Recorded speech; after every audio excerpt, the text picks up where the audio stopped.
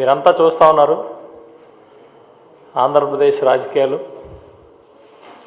వాస్తవానికి ఆంధ్రప్రదేశ్ బ్రాండ్ ఇమేజ్ని కానీ ఆంధ్రప్రదేశ్ భవిష్యత్తును కానీ 2019-24 మధ్యలో ఏమైందో చూశారు.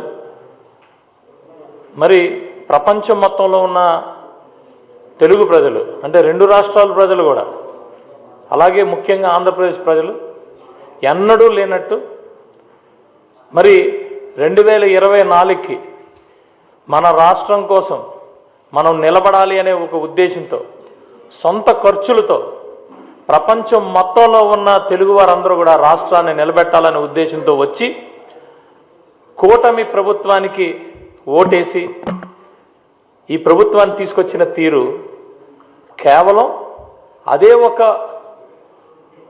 ఉద్దేశంతో కూటమి అన్ని పార్టీలు కలిసి, అంటే ముఖ్యమైన పార్టీలు తెలుగుదేశం, జనసేన, భారతీయ జనతా పార్టీ కూడా కలిసి మరి ఆంధ్రప్రదేశ్ని రక్షించుకోవడం, ఆంధ్రప్రదేశ్ భవిష్యత్తు కోసం ఏకైక ఎజెండాతో కూటమిగా చేరి ప్రజల ముందుకెళ్ళి ఘన విజయం సాధించిన పరిస్థితి.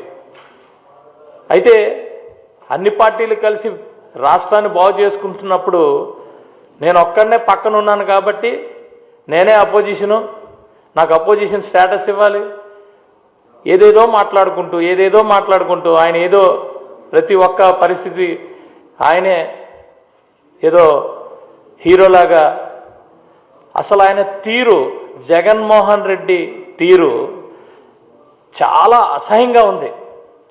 ఎంత అసహ్యంగా ఉందంటే, ఒక పార్టీ పెట్టిన తర్వాత ఆ పార్టీ ఎందుకు పెట్టాలి,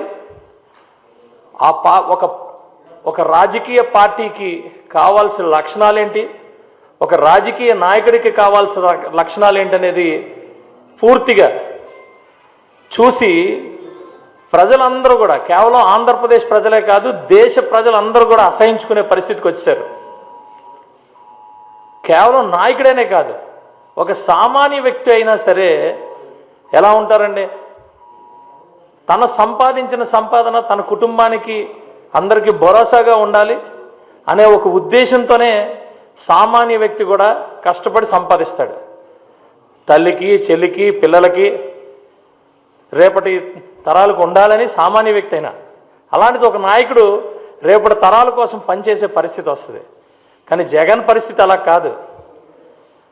తల్లికి, చెల్లిని కూడా మరి ఈరోజు చూశారు కదా, అతి తక్కువ షేర్లు అలాట్ చేసిన పరిస్థితిలో ఉన్న తల్లిని కూడా ఇవ్వొద్దని చెప్పి కోర్టుకి ఎక్కిన మహానుభావుడు ఎవడన్నా ఉంటాడా? అంత దారుణంగా ప్రవర్తిస్తున్నాడు. మనం విన్నాం బీహార్లో ఇలా జరిగింది, రాజకీయాల్లో బీహార్లో ఎలా జరిగింది, ఇలా జరిగింది, వ్యతిరేకంగా చాలా దారుణంగా బీహార్